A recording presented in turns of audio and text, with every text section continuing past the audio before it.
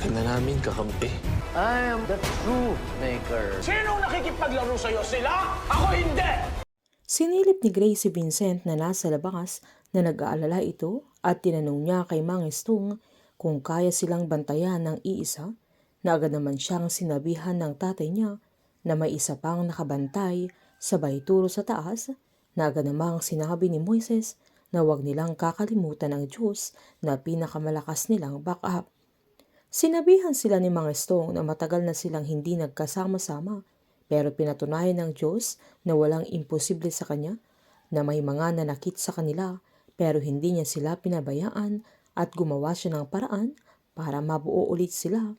Sabay nagyakapan sila at agad namang tinawag ni Grace si Danica.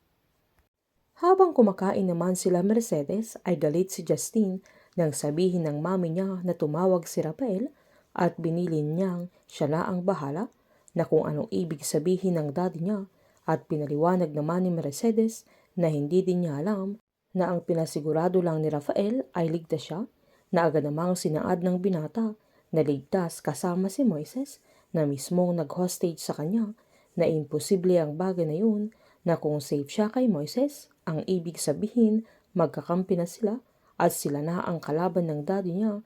Pero nanindigan si Mercedes na hindi mangyayari yun, pero sinumbat ni Justine na bakit hindi pa siya umuwi at hindi niya pinapahuli si Moises na nang hostage sa kanya at pinagtangkaan pa ang buhay niya. Kaya malakas ang hutob ng binata na hindi totoo ang pinapalabas ng daddy niya na hinostage siya ni Moises, kaya hindi nakaimik si Mercedes. Nang magkita naman sila Rafael at Eleazar ay agad nilang tinawagan si Danica.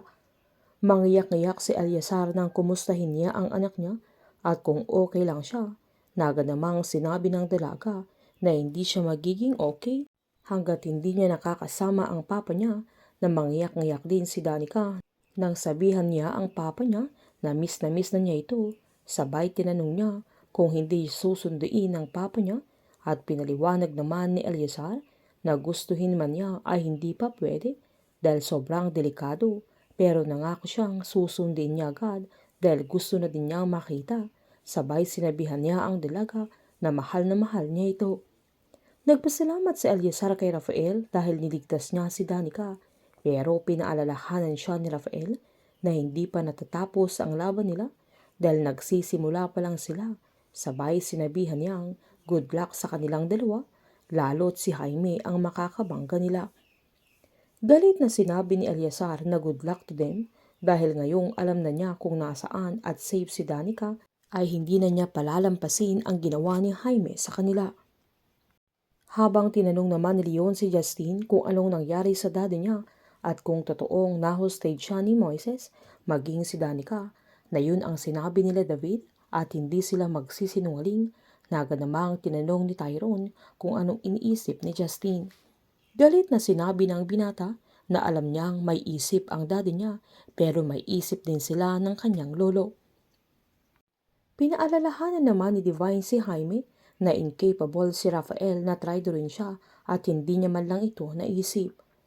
Galit na sinabi ni Jaime na nagawa niyang tawagan si Mercedes, pero wala man lang siyang natanggap na paliwanag mula kay Rafael na anong gusto niyang patunayan.